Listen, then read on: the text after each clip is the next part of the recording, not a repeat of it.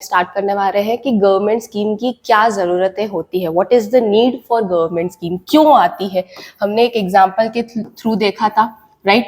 हमने क्या देखा था कि कोई बच्चे फेल हो जाते हैं तो उनका डेथ रेशो बढ़ रहा था, वो लोग ड्रॉप आउट रेशोज बढ़ रहे थे, वो आगे पढ़ाई कंटिन्यू नहीं कर रहे थे, तो गवर्नमेंट उनके लिए एक स्कीम लेकर आई, रुक जाना नहीं, कि रुको ही मत, तुम आगे चलते रहो, निरंतर आगे प्रयास करते रहो, चाहे तुम एग्जाम में फेल हो रहे हो फिर भी, ठीक है। तो जब गवर्नमेंट ऐसे कुछ लूप होल्स को डिटरमाइन करती है कि ये कहीं ड्रास्टिकली अफेक्ट कर रहे हैं हमारी इकोनॉमी में भी, हमारी एजुकेशन सिस्टम में, या फिर लोगों की हेल्थ वेलबींग में, तब गवर्नमेंट जो रहती है वो स्कीम्स लेकर आती है बेनिफिट करने के लिए सोसाइटी को, ठीक है। पहला जो इसका पॉइंट था, नीड की क्या नीड है, तो पहला नीड है social justice and economic development. पहली जरूरत हमारी ये है, सोशल जस्टिस मतलब सामाजिक न्याय एंड इकोनॉमिक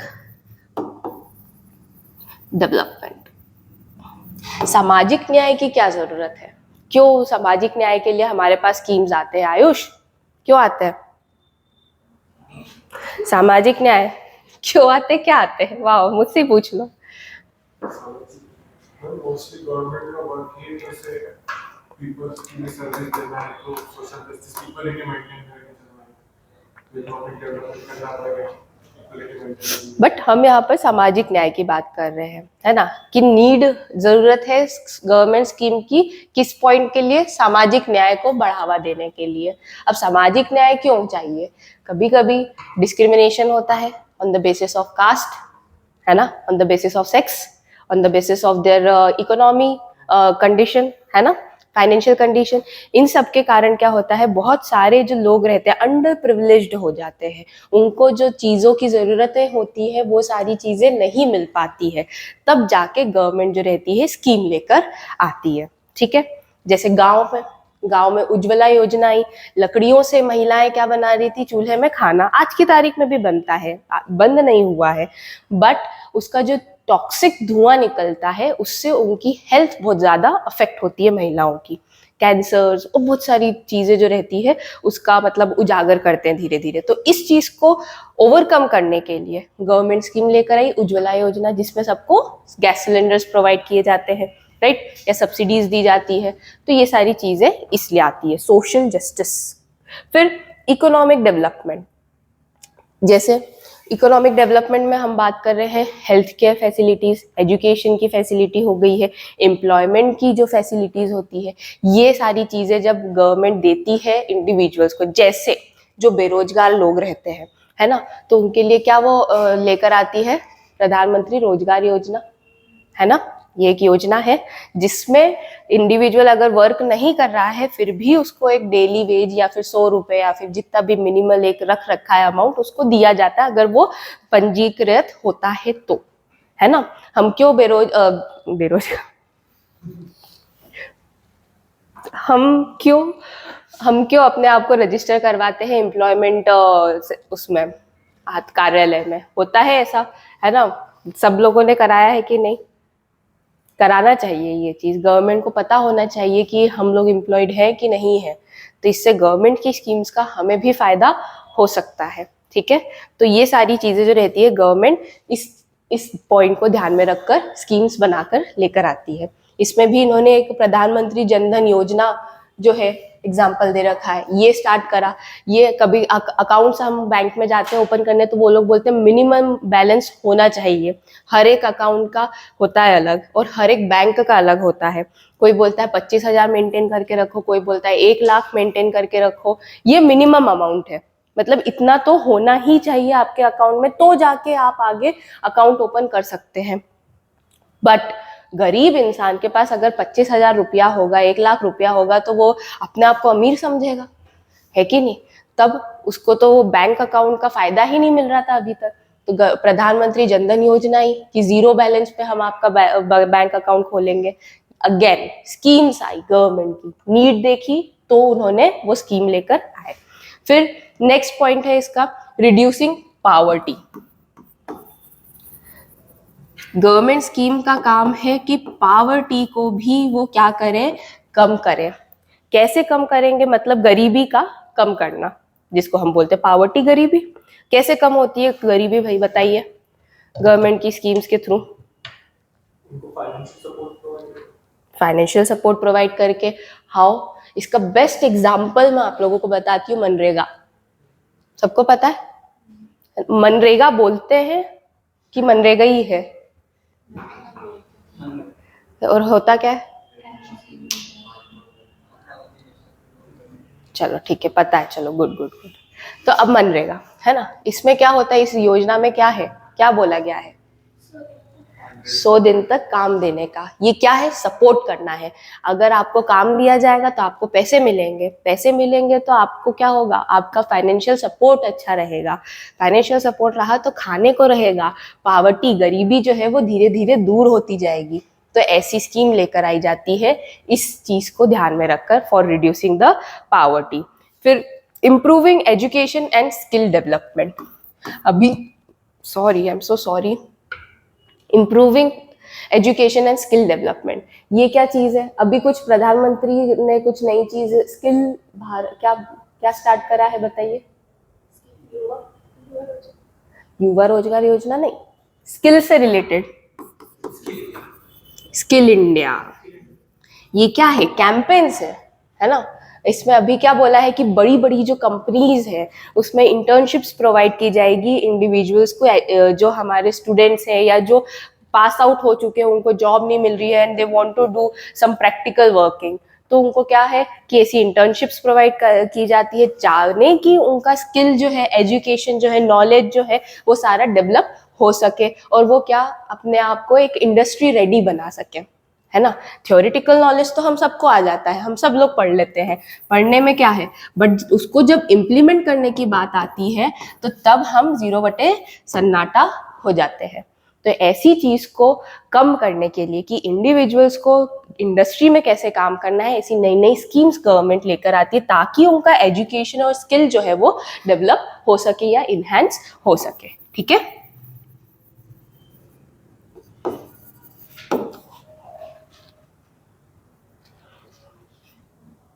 जैसे एजुकेशन के लिए एक और नई स्कीम आई थी भाई, बेटी बचाओ बेटी पढ़ाओ, है ना।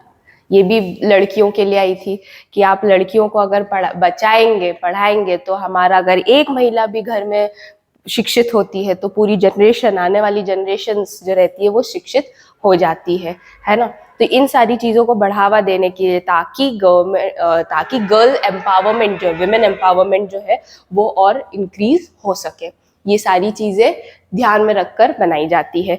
फिर इसके बाद है अगेन उन्होंने इसको बोला है empowerment of women and marginalised groups. Empowerment of women, महिलाओं के साथ कभी कभी बहुत ज़्यादा डिस्क्रिमिनेशन होता है, उनको आगे नहीं बढ़ने दिया जाता है। तो और या फिर हम बात कर ले कोई मार्जिनलाइज्ड ग्रुप की, मार्जिनलाइज्ड ग्रुप मतलब कुछ ऐसे वर्ग जो होते हैं, है ना, जिनको हम क्या करते हैं, बाधा डालते हैं आगे बढ़ने के लिए। मार्जिनलाइज्ड ग्रुप हिंदी में बोलते हैं महिलाओं और हाशिए पर रहने वाले वर्गों का सशक्तिकरण करना। हाशिए पर रहने वाले, ये ज्यादा अगर हिंदी हो रही है तो आपको मैं बता दूं, कैटेगरीज की बात कर रहे हैं, ST SC OBC, ये जो वर्ग होते हैं इनके साथ पहले बहुत ज्यादा शोषण हुआ है इन लोगों का। तो वो चीज को कंपनसेट करने के लिए या उनको आगे बढ़ने के लिए आज की तारीख में क्या दिया जाता है, इन्हें स्कॉलरशिप्स दी जाती है, कोटा दिया जाता है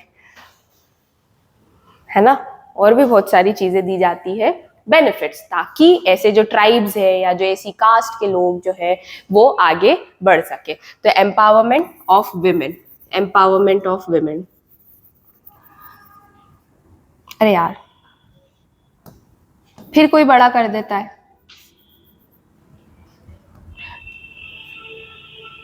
empowerment of women and marginalized groups। ठीक है, ये चीज हो गई। क्या किसी ने कुछ बोला क्या? मुझे लगा कि मैडम बुलाया किसी ने।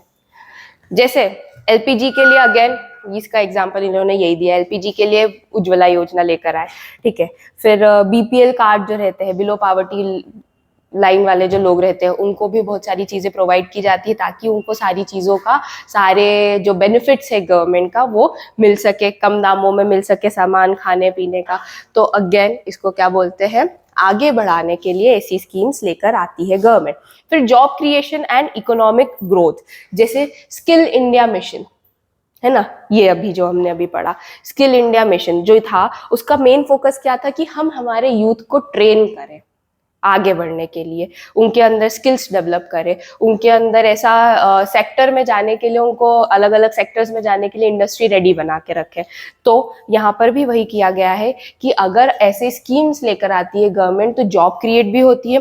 कभी कभी स्टार्टअप्स के लिए भी जो गवर्नमेंट है वो भी आगे उनको क्या प्रोत्साहित करती है कि आप स्टार्टअप में पैसा लगाइए, आप बिजनेस अपना स्टार्ट करिए अगर आपको कुछ ज़रूरत है तो ये क्या है, बाकी की चीजें कही गई है यहाँ पर कि इन सारी चीजों से लोगों के लिए जॉब भी क्रिएट होती है और साथ साथ में इकोनॉमी भी डेवलप करती है।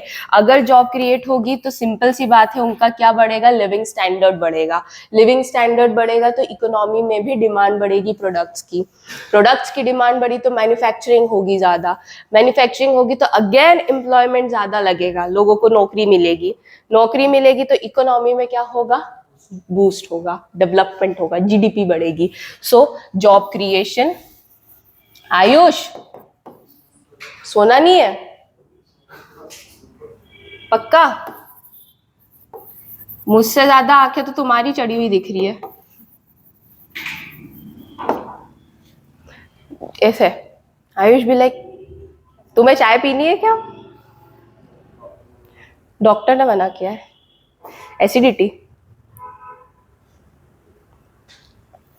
भाई हम तो गरम चाय वाले इंसान हैं। ए वो प्रीव्यू कहाँ गया, आई जस्ट लव इट। ठीक है, ये सारी चीजें पढ़ ली हमने। फिर इसके बाद है रूरल डेवलपमेंट।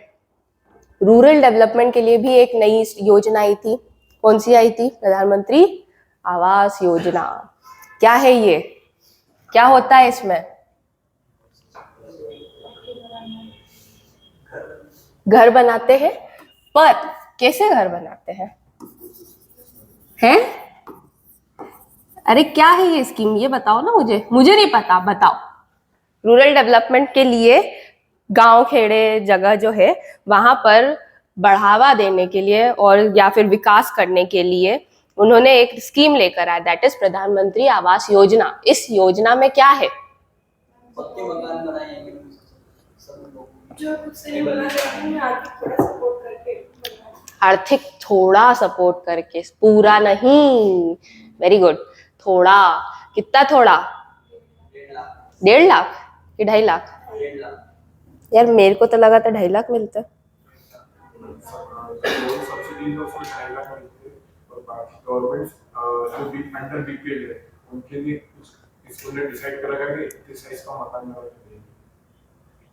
चलो क्लियर है, मतलब तो जो लोग अफोर्ड नहीं कर पाते हाउसिंग को, ऐसे में ये प्रधानमंत्री आवास योजना लेकर आए ताकि रूरल एरिया में ये सारा विकास हो सके। वो लोग अभी तक काय में रह रहे थे, मिट्टी के घर में रह रहे थे, कच्चे मकान में रह रहे थे, उससे क्या उनको भी कहीं ना कहीं बहुत सारी हार्डशिप्स को फेस करना पड़ रहा था। ठीक है, तो इन सारी चीज़ों को ध्यान में रख के ये नई नई योजनाएं जो है हमारी गवर्नमेंट लेकर आती है। Okay, crisis management and relief ये भी देखकर लेकर आती है। क्राइसिस मैनेजमेंट मतलब जब कोई इमरजेंसी आती है, राइट, जैसे कोविड आया हमारे पास, तब भी बहुत सारी स्कीम्स आई है ना।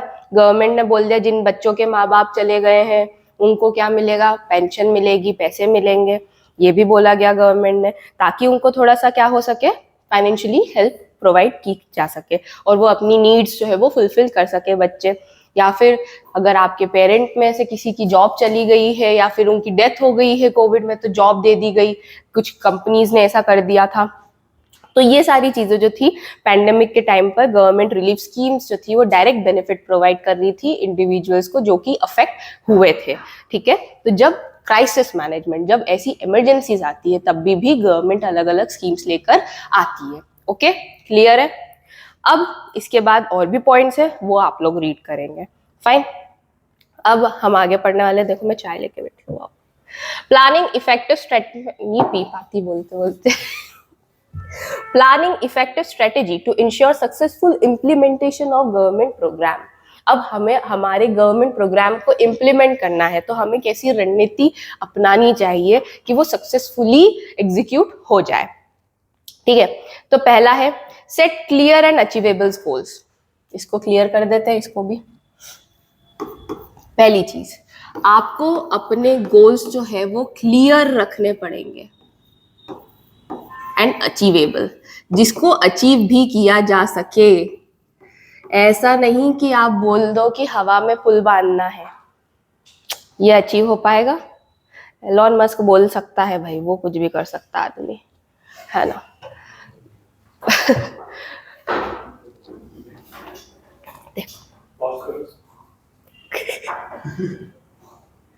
कर दो यार।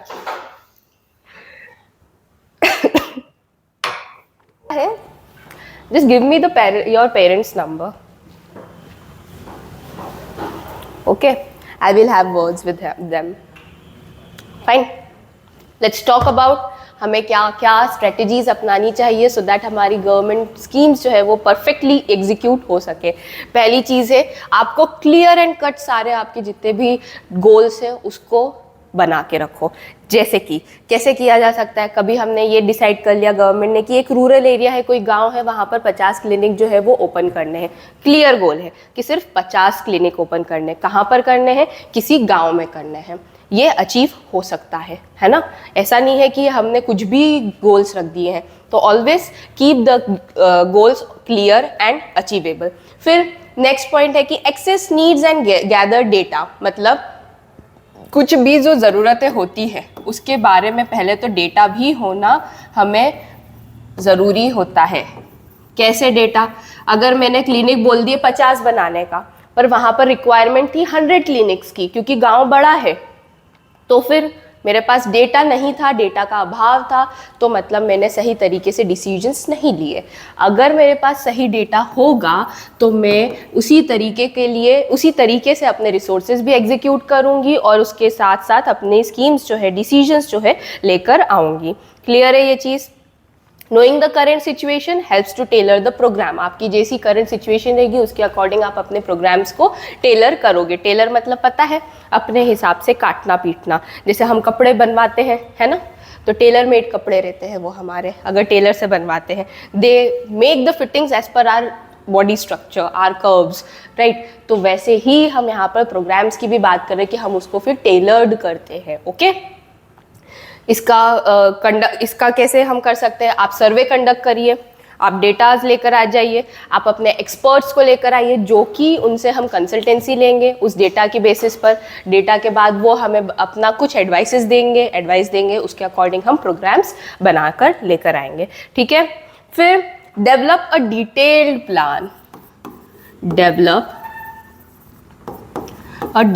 प्लान। हमने सोच तो लिया कि हमें क्लिनिक सेटअप करना है, बट उसको कैसे सेटअप करना है, कहाँ लोकेशंस पे सेटअप करना है, कौन से डॉक्टर्स होने चाहिए क्लिनिक पे। एक क्लिनिक पे हार्ट स्पेशलिस्ट होना चाहिए, एक पे एमडी होना चाहिए, एक पे न्यूरोलॉजिस्ट होना चाहिए। ये हम सारी चीज़ें डिसाइड करते हैं। मतलब प्रॉपर डिटेल प्लान हमारा होना चाहिए। Break down the programmes into stages. आपने बना लिया है कि हमें क्लिनिक सेट करना है, बट क्लिनिक को सेट करने के लिए क्या क्या रिसोर्सेज की ज़रूरत है, इसको छोटे छोटे भागों में आप तोड़िए और उसके अकॉर्डिंग आप अपना प्रोग्राम सेटअप करिए। ठीक है, फिर बिल्ड अ कॉम्पिटेंट टीम। मुझे लगा किसी ने हंसा।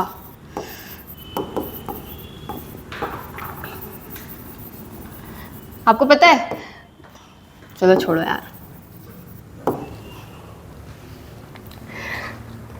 Build a competent team. Success depends on having the right people working on the programme. आपके पास अगर सही लोग होंगे काम करने के लिए तो ही आपका प्रोग्राम जो है सक्सेसफुल हो पाएगा। अगर आप जो है अपना काम प्रोग्राम लेकर आ गए, आपके पास लोग ही नहीं है उसको एग्जीक्यूट करने का। प्लान तो बहुत उम्दा है परंतु लोग अच्छे नहीं हैं, तो क्या वो काम हो पाएगा सही तरीके से?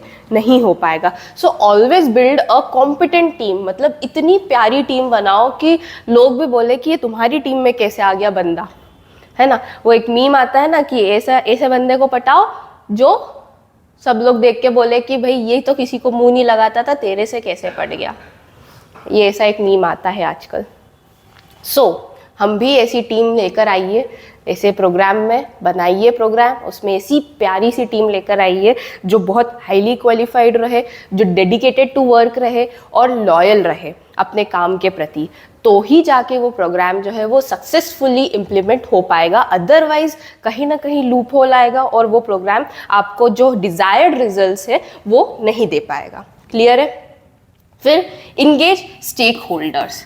आपके जो स्टेक होल्डर्स है, सबको पता है क्या है स्टेक होल्डर्स? क्या होते हैं स्टेक होल्डर्स? जिसको आपके प्रोग्राम्स में इंटरेस्ट हो, है ना। जैसे कि हम अब स्टेक होल्डर्स वो लोग होते हैं जो कि प्रोग्राम में क्रूशियली इन्वॉल्व होते हैं, ठीक है। जैसे कुछ हमारे लोकल लीडर्स हो गए, अगर मैं उस रूरल एरिया में क्लिनिक सेट करना चाह रही हूँ, है ना, 50 क्लिनिक, तो मुझे वहाँ की पंचायत से भी बात करनी पड़ेगी, इज़न्ट इट। वहाँ के जो लीडर्स हैं, वहाँ के कुछ जो अलग अलग कम्युनिटीज़ हैं, उनके भी कुछ रिप्रेजेंटेटिव्स होंगे वहाँ पर, उनसे भी बात करनी होगी, क्योंकि उनका डायरेक्ट इन्फ्लुएंस किस पे होगा? उनकी कम्युनिटी के लोगों के ऊपर, है ना। तो ऐसी स्कूल्स में जो टीचर्स होते हैं उनसे भी बात करनी रहती है ताकि वो बच्चों को एजुकेट कर पाए गांव में, ठीक है। तो जब हमें लोकल लीडर्स या कम्युनिटी ग्रुप्स और अलग अलग जो स्टेक होल्डर्स रहते हैं उनको हम हमारा प्रोग्राम एक्सप्लेन करते हैं और उनसे उनके इनपुट्स भी मांगते हैं कि आप भी अपना योगदान दीजिए उस प्रोग्राम में, तो इसका मतलब होता है कि हम उनको इंगेज कर रहे हैं, उनको हम अपने प्रोग्राम में इन्वॉल्व कर रहे हैं, ठीक है। तो this is explained in this point. फिर create a monitoring and evaluation plan. Create a monitoring, इसका क्या मतलब हो सकता है? And evaluation plan. ऐसा प्लान बनाइए जिसको हम मॉनिटर भी कर सके।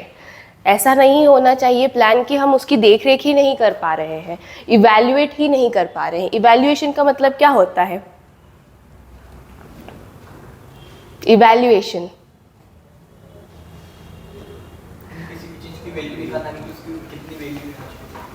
हाँ, मतलब उसकी करंट सिचुएशन किस स्थिति पे है वो अभी की तारीख में, इवैल्यूएट करिए। हमने जो प्रोग्राम में डिटेल प्लानिंग की गई है, मैंने बोला था 2 हफ्ते तक यहाँ पर सारा जो क्लिनिक है वो बन जाने चाहिए, जो वहाँ के ढांचा जो है वो बन जाना चाहिए।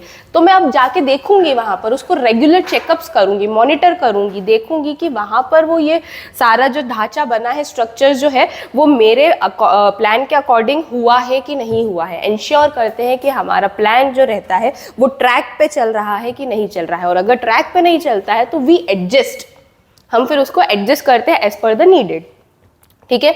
अब जैसे कि define performance indicators and milestones, check every 3 months to see if clinics are being built on schedule.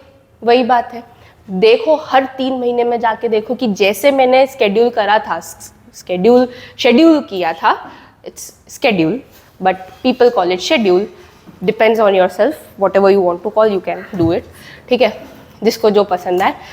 तो शेड्यूल किया था कि मैंने 3 महीने में ये क्लिनिक के ढांचे बन जाने चाहिए, तो आप रेगुलर जाके उसको मॉनिटर करिए, रेगुलर जाके देखिए कि वो बना है कि नहीं बना है।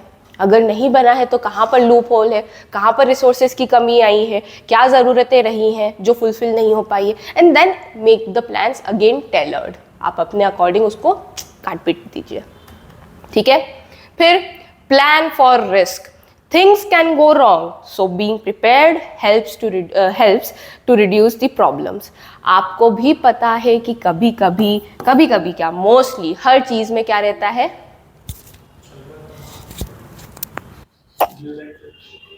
अब चल रहा है। So plan for risk, see, risk.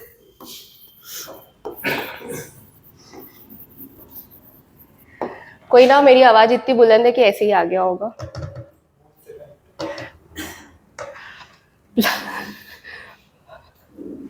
I can't repeat it again.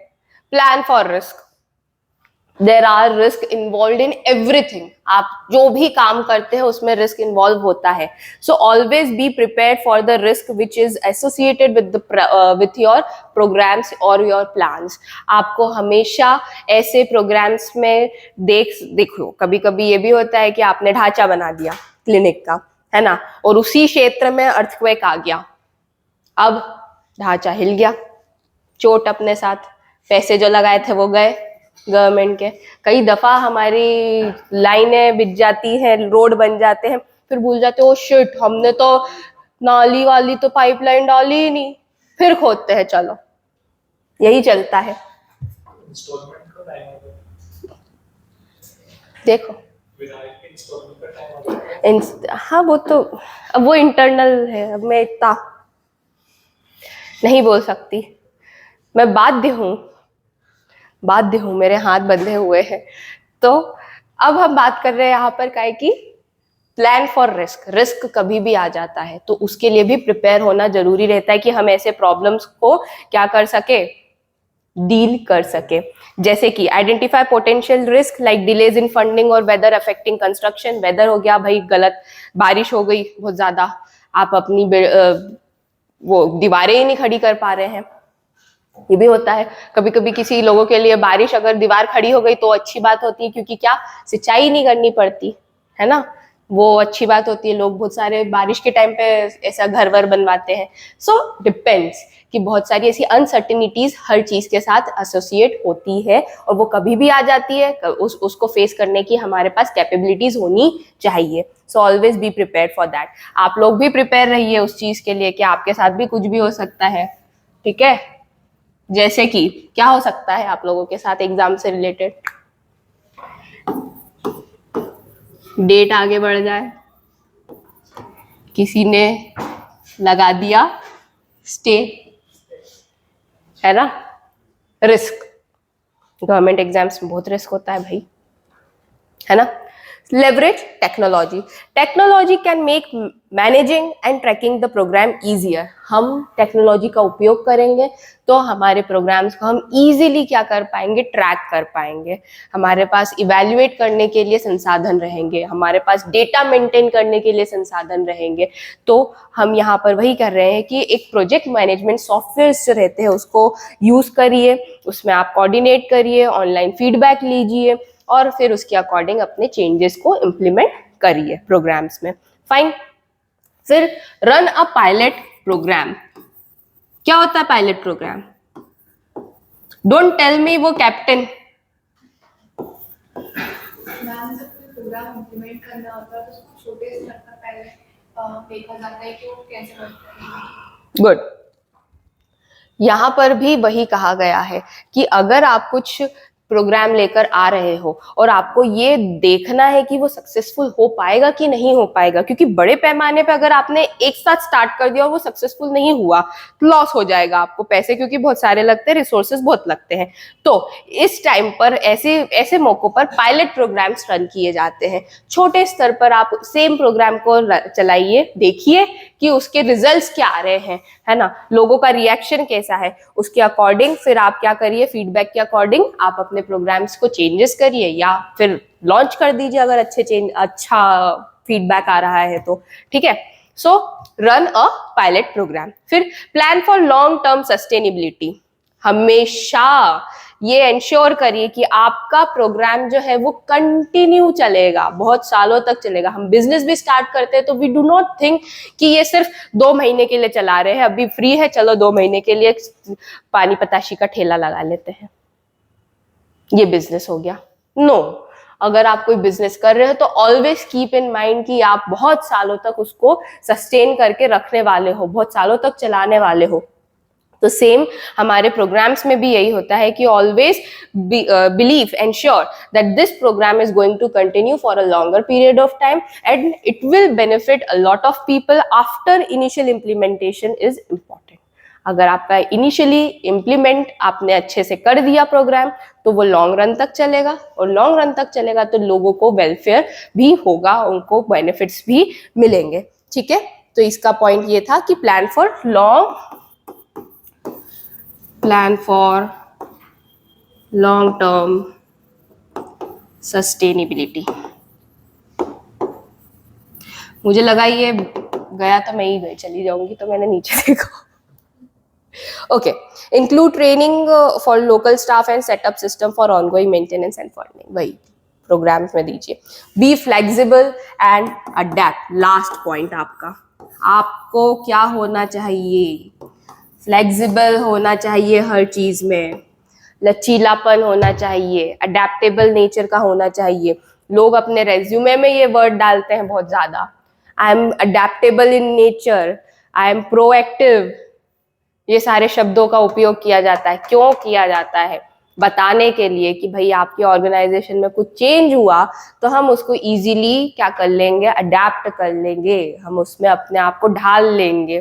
ठीक है, तो वैसे ही प्रोग्राम्स को भी क्या होना चाहिए, अडेप्टेबल होना चाहिए। अगर नीड्स चेंज हो रही है तो प्रोग्राम चेंज कर दो।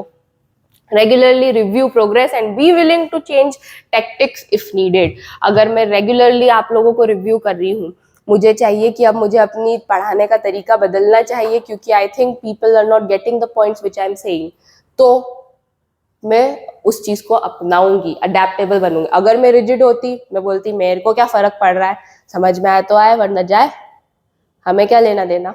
सो अगेन मैं रिजिड नेचर की हो गई। यहाँ पर वो लोग मेरी वर्किंग तो हो रही है बट आप लोगों को समझ में कुछ नहीं आने वाला। तो जो प्रोग्राम था वो इम्प्लीमेंट तो हुआ परंतु सक्सेसफुल नहीं हो पाएगा। ठीक है, तो this was under the things which we need to keep in mind while executing a program of government. Okay, clear है? किसी को कोई डाउट? चलिए नेक्स्ट टॉपिक पे मूव करते हैं। नेक्स्ट टॉपिक है हमारा सिविक सेंस। क्या होता है civic sense? What is civic sense? Civics पढ़ते हो हैं? जानबूझकर बोला मैंने, ये वो नहीं होता है। क्या होता है सिविक सेंस? बताइए। एनीवन? Boys, girls? ऐसे मैं बोल रही हूँ ना तो मुझे पता है किसकी याद आ रही है।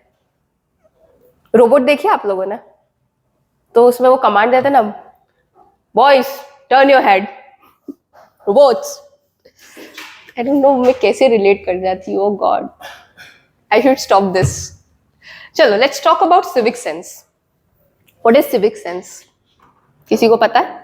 हम यहाँ पर पॉलिटी की बात नहीं कर रहे हैं, ज्योग्राफी सिविक्स, हिस्ट्री वाली सिविक्स की बात नहीं कर रहे हैं हम यहाँ पर। ठीक है, पहले ही बता रही हूँ मैं, जानबूझकर मैंने बोला कि सिविक्स पढ़ा है, just wanted to test your minds. Okay, let's talk civic sense. नागरिक कैसे बिहेव कर रहा है उसको बोलते हैं सिविक सेंस, है ना। हम सब नागरिक हैं, हमारे पास एक होती है common sense. Common sense is not common in common people. ठीक है, सही बोला मैंने। कई दफा कॉमन सेंस भी नहीं काम करती। जब हम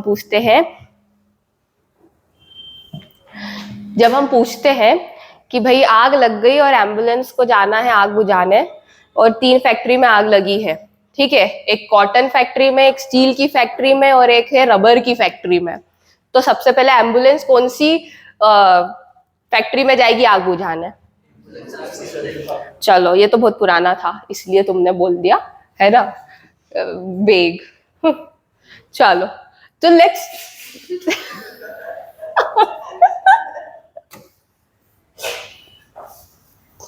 मैं एंटरटेन नहीं करना चाहूंगी उस चीज को। सिविक सेंस की बात कर रहे हैं यहाँ पर, ठीक है। सिविक सेंस जो रहता है, आप लोग नागरिक जो है वो कैसे बिहेव कर रहा है सोसाइटी में, कैसे रह रहा है, ठीक है, तब उस शब्द को बोला जाता है, इस पर्टिकुलर थिंग को बोला जाता है सिविक सेंस।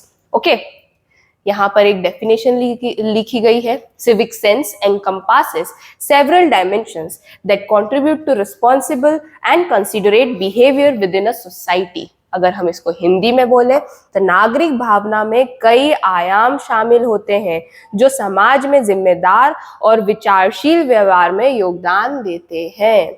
हम किस तरीके से रहन सहन है हमारा, किस तरीके से बिहेव कर रहे हैं, सोसाइटी में लोगों से कैसे बात कर रहे हैं, एक बेसिक्स होती है चीज, है ना। हम कहीं जा रहे हैं, जैसे अभी स्वच्छता भारत अभियान शुरू हुआ, तो अब उसने हमारे अंदर एक सिविक सेंस डेवलप करी है। क्या डेवलप करी है कि हमें कचरा बाहर नहीं फेंकना है, गीला कचरा अलग रखिए, सूखा कचरा अलग रखिए। इंदौर में जब सब लोग साथ में डाल देते हैं, कचरा मत बोल,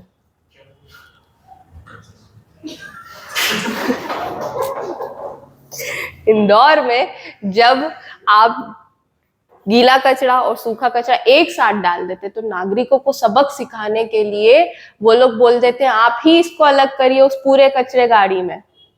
वहीं पर बोलते हैं निकालिए अपने हाथ से और अलग करिए। जमाने भर के कचरे को आपको हाथ लगाना पड़ता है। ठीक, सिविक सेंस डेवलप कर रहे हैं, सबक सिखा के भी डेवलप किया जाता है। ठीक है, अब जैसे एक सिविक सेंस लिखा है कॉर्नर पे, क्या लिखा है कि आपको यहाँ पर थूकना मना है, परंतु हम उसी के ऊपर पीक मारते हैं, है ना। क्यों?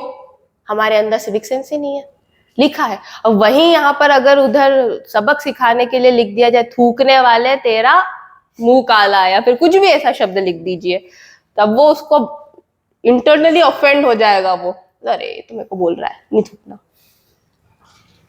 है ना। सिविक सेंस डेवलप करना, ऐसे कई तरीके अपनाए जाते हैं कि एक नागरिक जो है वो सही तरीके से बिहेव करे समाज में। ठीक है, अब कुछ इसके डायमेंशंस होते हैं। एक होता है पर्सनल डायमेंशन सिविक सेंस का।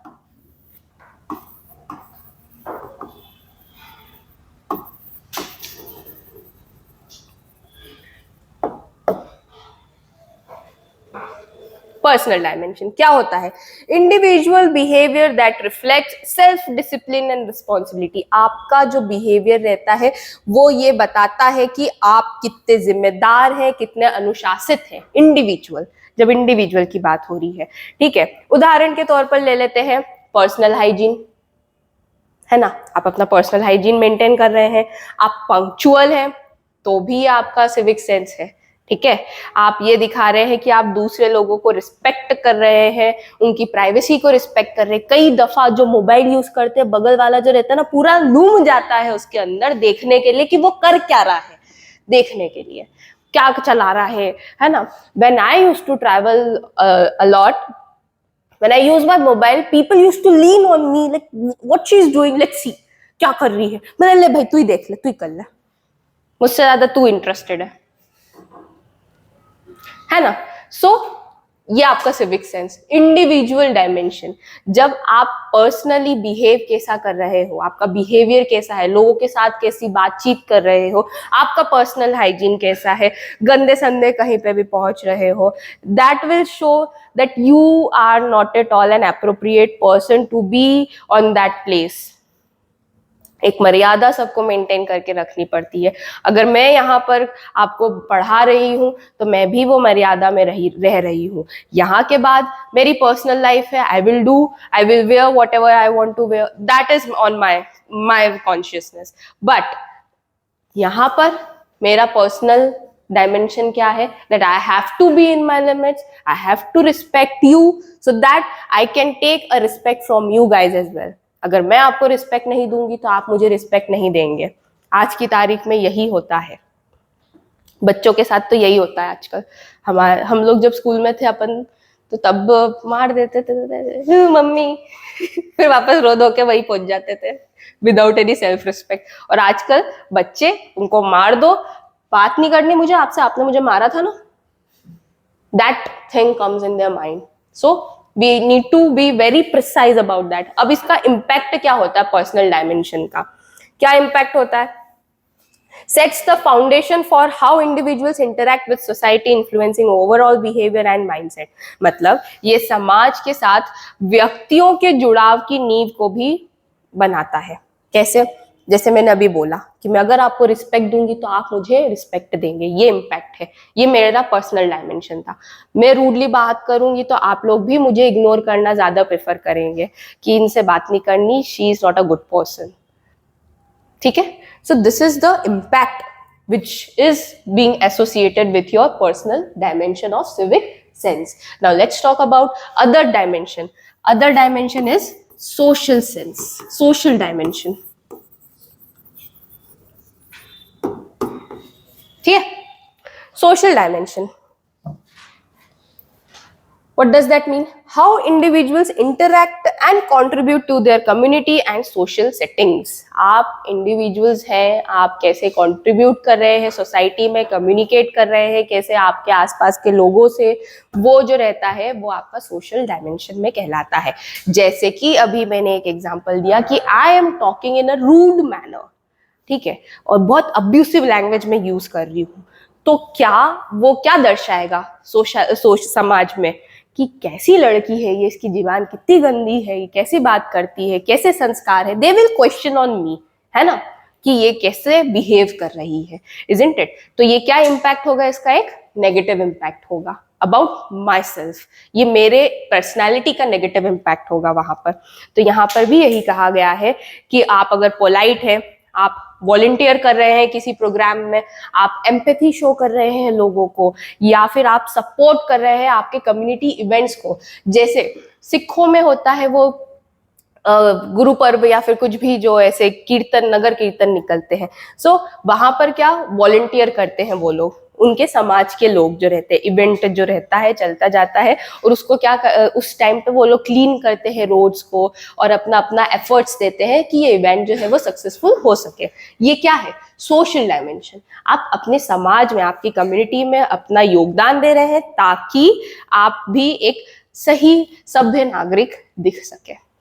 ठीक है, तो ये था हमारा. अब इसका इम्पैक्ट यही होता है कि sense of belonging and promotes trust cooperation among community members. अगर आप जो है वो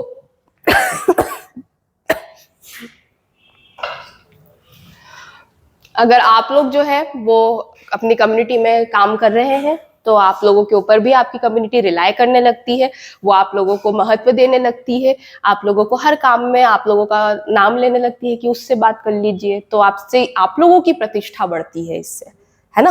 तो ये सारी चीजें आती है किसके अंदर, सोशल डायमेंशन के अंदर. अब next dimension, that is public dimension. What is public dimension?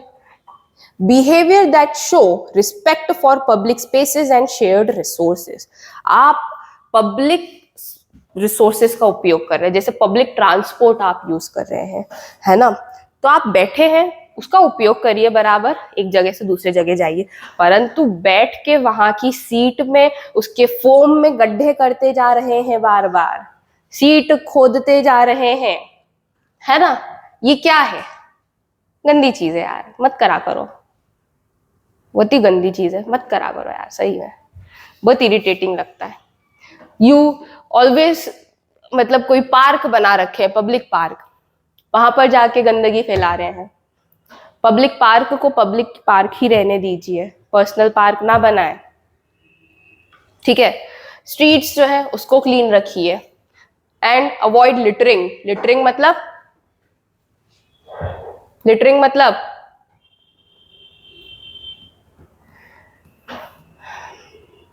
Littering क्या होता है भाई? कचरा फैलाना. कचरा मत फैलाओ स्ट्रीट्स पर. तुम लोग लिटरिंग सुनो, उसको कुछ और मत समझना, ठीक है.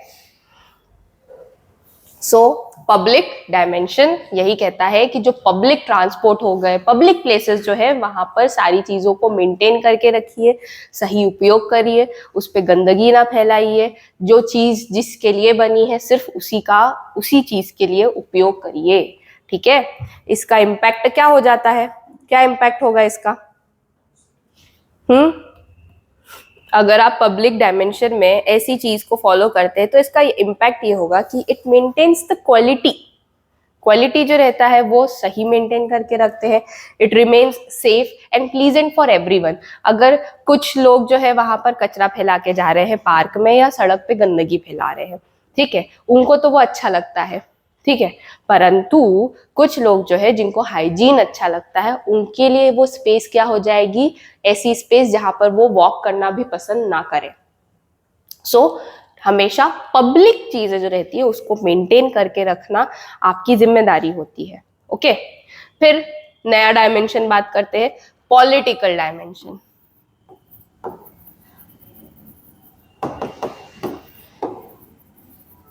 What is political dimension? Engagement with civic duties related to government and public policy. क्या हो गया? गवर्नमेंट एंड पब्लिक पॉलिसी, आपका राइट है कि आप वोटिंग करिए, वोट करिए। क्यों मट्ठेगिरी करके बैठे हुए हैं और बोल रहे हैं कि आज तो छुट्टी है? छुट्टी नहीं है वो, आपको वोट करने के लिए टाइम दिया गया है कि आप जाएं वहां पर वोट करिए, बूथ पे जाकर अपना नागरिकों का जो अधिकार होता है वो चीज अपनाइए। फिर उसमें ये भी कहा गया कि स्टेइंग इन्फॉर्म्ड अबाउट पॉलिसीज, आपको अवेयर होना चाहिए कि नई नई पॉलिसीज गवर्नमेंट क्या लेकर आई है, क्योंकि वो आपके बेनिफिट के लिए है।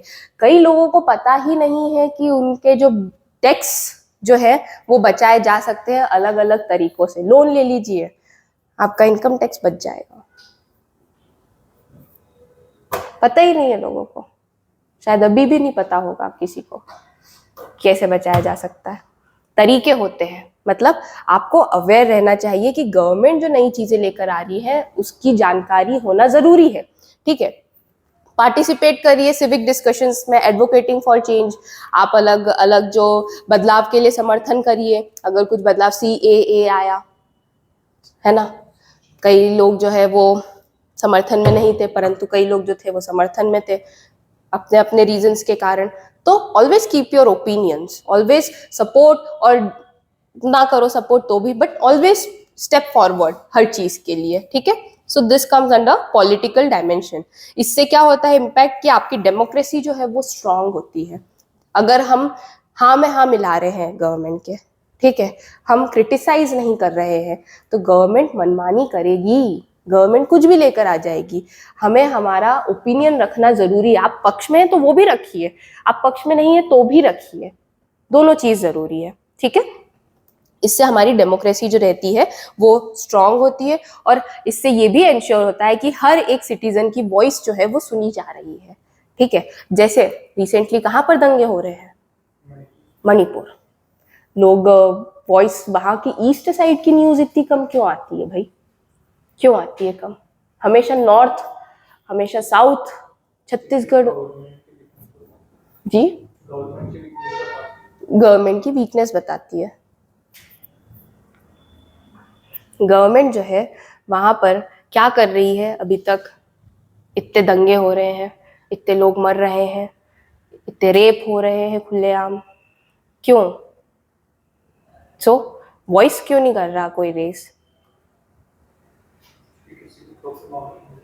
इंफॉर्मेशन नहीं है, क्योंकि इंफॉर्मेशन ही नहीं है लोगों को क्या हो रहा है, किन दो समुदाय के बीच में लड़ाइयाँ हो रही है अस्तित्व की, किस लिए हो रहा है ईस्ट में लड़ाइयाँ, आगजनी हो रही है। मैरी कॉम जैसी महिला एक जो है वो ट्वीट करके बोल रही है कि मेरा स्टेट जल रहा है। जब उन्होंने बोला तब नजरें गई लोगों की कि अरे कुछ हो रहा है वहां पर, because people are not aware. Why? क्योंकि दूसरी चीज में इंडल्ज कर दिया है गवर्नमेंट ने। हमने स्कीम शुरू करी है, हम बाइडेन जी से मिलने जा रहे हैं। नॉट, मैं सपोर्ट या ऐसा नहीं है, I am just being very neutral here, because एक नागरिक हूं मैं भी सोचना चाहती हूँ कि ईस्ट में क्या हो रहा है, मुझे भी जानने की ये हक है।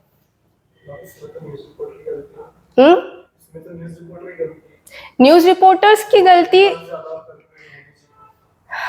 पेड मीडिया मीडिया को भी खरीद लिया गया है।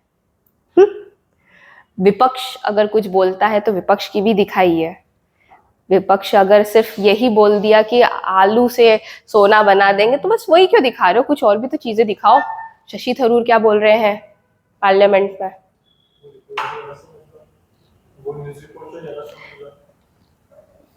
तो मतलब वही बात है ना कि मास मीडिया जो है उसको किसी ने तो खरीदा है पॉलिटिक्स में, तो ही वो चीजें नहीं दिखा रहे। People are not aware, people are not taking the steps forward कि उनको क्या डिस्कस करना चाहिए। सो यहाँ पर हम पॉलिटिकल डायमेंशन की बात कर रहे हैं। जब तक लोग अवेयर नहीं रहेंगे हमारी डेमोक्रेसी जो है वो स्ट्रांग नहीं हो पाएगी। Next dimension, economic dimension. What is economic dimension? इसमें कौन सा फैक्टर हम इंक्लूड करते हैं? पॉलिटिकल में तो हमने गवर्नमेंट को इंक्लूड करा, पब्लिक में पब्लिक ट्रांसपोर्ट और जो सामाजिक सुविधाएं जो दी गई हैं उसको, सोशल में सोसाइटी कम्युनिटी, पर्सनल में इंडिविजुअल्स की बात की गई है। अब बात करते हैं इकोनॉमिक में, civic minded behaviours related to economic responsibility या फेयरनेस, आर्थिक जिम्मेदारी और निष्पक्षता से संबंधित नागरिक व्यवहार। कैसे? समय पर कर का भुगतान करिए, ये आपकी जिम्मेदारी है। आपके टैक्सेस जो है वो समय पर करिए, टैक्स चोरी ना करिए। ये मत सोचिए कि आपने कमाया तो सिर्फ आप ही का पैसा है, वो मैंने कमाया, मैंने मेहनत से करी, मैं क्यों टैक्स दूं? फिर तुम टैक्स नहीं दोगे तो फिर तुम्हारे ऊपर फिर लगेंगे भी डंडे। करप्शन ना करिए। आपके जो बिजनेसेस हैं उसमें भी टैक्स देना पड़ता है कि नहीं? गल्ले वाले लोग बताओ, लोकल बिजनेस देना पड़ता है, जीएसटी, है ना? आप अपने लोकल बिजनेस को सपोर्ट करिए। अगेन वो इकोनॉमिक डायमेंशन आएगा। लोकल, वोकल फॉर लोकल जो चला है, ये क्या है? खुद की बनी हुई चीजें खरीदेंगे तो पैसा भी अपने ही देश में रहेगा, अपनी ही देश की इकोनॉमी जो है वो बढ़ेगी, है कि नहीं? आप दिए जलाइए, चाइनीज लाइट मत खरीदिए, क्यों कहा जाता है? इसीलिए दिए जलाने के लिए गरीबों को दिए बनाने पड़ेंगे तो हम उनसे खरीदेंगे। तेल की जरूरत पड़ेगी, तेल की बिक्री ज्यादा होगी। रुई की जरूरत पड़ेगी, रुई की बिक्री ज्यादा होगी। मिट्टी की जरूरत पड़ेगी दिया बनाने के लिए, है ना? मिट्टी भी खरीदी जाती है आज की तारीख में, है कि नहीं? घर कंस्ट्रक्ट होता है, मिट्टियां निकलती है, पहुंचाते हैं कि नहीं? ट्रक में भर के, ट्रैक्टर में भर के। तुमसे ज्यादा मुझे पता है, बताओ सारी ये चीजें। तो इकोनॉमिक डायमेंशन में यही होता है कि हमें करप्शन को अवॉइड करना चाहिए, हमें क्या करना चाहिए? हमारे टैक्सेस को भरना चाहिए टाइम पर, साथ साथ में हमें लोकल बिजनेस को भी सपोर्ट करना चाहिए। इसका इम्पैक्ट ये होगा कि हम इकोनॉमी की हेल्थ में कंट्रीब्यूट करेंगे, ठीक है? फिर कल्चरल डायमेंशन, क्या होगा cultural dimension? What is cultural dimension? बताइए। आप अपने कल्चर, आपकी हेरिटेज जो है सोसाइटी में, उसको रिस्पेक्ट दीजिए, ठीक है? कैसे रिस्पेक्ट देंगे? कल्चरल इवेंट्स हो रहे हैं, जैसे हमारे शहर में होते हैं हर दफा कल्चरल इवेंट्स, विक्रमोत्सव, कालिदास समारोह, पार्टिसिपेट करिए, जाइए, देखिए। अब बोलेंगे हमारे पास समय नहीं है, परंतु जिनके पास समय है या जो शौकीन लोग हैं, जिनको अच्छा लगता है ये सारे इवेंट्स देखना, एम्ब्रेस करते हैं ये सारे आर्ट को, तो वो लोग जाते हैं बराबर देखने के लिए। कई लोगों को कवि सम्मेलन में जाना बड़ा पसंद होता है, वो रात रात की 3-3 बजे तक बैठे रहते हैं वहां पर, पापा लोगों से पूछना बड़ा शौक होता है। टेपा सम्मेलन होता है हमारे यहाँ, है ना? होता है कि नहीं? सुना है मैंने कभी नहीं देखा। तो वहां पर भी लोग जाते हैं। ये क्या है? कल्चरल इवेंट्स हो रहे हैं। इसमें हमारा सांस्कृतिक जो है डायमेंशन, उसको बढ़ावा दिया जा रहा है उसमें पार्टिसिपेट करके, ठीक है? फिर और क्या हो सकता है? Protecting historical sites. आपके यहाँ मंदिर है या फिर कुछ ऐसे मॉन्यूमेंट्स है, जाके ये मत लिखिए राहुल लव्स रीना। क्या है ये भाई? आप उसकी सुंदरता को खराब कर रहे हैं। तुम भी अमर बनना चाहते हो क्या उस मॉन्यूमेंट के साथ? ना बन पाओगे, पहले ही बता रहे हैं। उल्टा हम लगे छी, यूं करेंगे, मेरे जैसे लोग तो ये करें, छी। इतने ये तो एक दूसरे के ऊपर लिख दो। Why to I mean, क्या बोलूं मैं? बहुत शब्द बहुत आ रहे हैं लेकिन नहीं बोलना चाहती मैं। I hope you guys understand what I mean to say. Why to नहीं आ रहा। Why to disrespect the monuments which has been built by our great ancestors? Why? Why not to respect them? History है जुड़ी उससे, उसका महत्व है कुछ हमारे यहाँ, उस चीज को समझना चाहिए। Why to destroy these things? ये सिविक सेंस के अंदर आता है। जाके गोद रहे हो वहां पर जबरदस्ती, वो नहीं तो पेड़ में गोदने लगते हैं यार, हद है। What kind of behavior is this the people are giving to the society? I don't understand. ठीक है? So these all comes under cultural dimension. हमेशा संस्कृति जो है हमारी, कल्चर जो है, उसको बढ़ावा देना चाहिए, उसका पार्टिसिपेट करना चाहिए, उसमें इवेंट्स में प्रमोट करना चाहिए। इससे हमारी कल्चरल हार्मनी पे इम्पैक्ट होता है, हमारी जो नेशनल हेरिटेज है उसको भी हम प्रोटेक्ट कर पाते हैं। अगर आप इन चीजों के लिए, जैसे मैंने अभी धिक्कार दिया, कई लोगों को बुरा लगा होगा कि कभी उन्होंने पास में ऐसा किया होगा या फिर कोई करने की सोच भी रहा होगा, तो उसका इम्पैक्ट तो आया आई थिंक मेरे इस बिहेवियर से, इस बोलने के तरीके से। बुरा लगे तो लगे, आई डोंट, क्योंकि आप हेरिटेज को बर्बाद कर रहे हैं यहाँ पर, है कि नहीं? तो यहाँ पर हमें उस चीज को बढ़ावा नहीं देना चाहिए। अगेन हम लास्ट डायमेंशन की बात करते हैं यहाँ पर, health and safety dimension. What does it mean?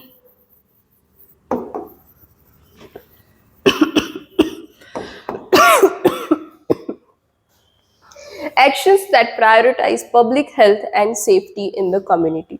What does this mean? समुदाय में सार्वजनिक स्वास्थ्य और सुरक्षा को प्राथमिक देने वाले कार्य करिए। जैसे कोविड-19 आया, निर्देश आए, उन चीजों का पालन करिए। बोल दिया घर से बाहर मत निकलो, क्यों घर से निकल रहे हो भाई? तुम्हारे काम के लिए बोल रही है ना गवर्नमेंट, लेकिन हमें तो चुल है, हमें तो जाना है बाहर। ऐसे कैसे नहीं जाएंगे? रेडी पे घूमने पे जाना रहता है, चौराहे पे खड़े होकर बात करनी रहती है 4 लोगों से। हमारी कॉलोनी में एक बंदा निकला जब लॉकडाउन लगा, वो भाई को बड़ी चुल मची थी चौराहे पे जाके अपने दोस्तों से मिलने की। हम देख रहे थे हमारी बालकनी से, उसने निर्देशों का पालन नहीं करा। भाई ने पहन रखे थे बरमुडा, है ना, पीछे से आई पुलिस, मोटा डंडा और वो पाइप जो लेकर रेड कलर का और येलो कलर का घूम रहे थे, येलो रेड और ब्लू, है ना, ये लेकर घूम रहे थे।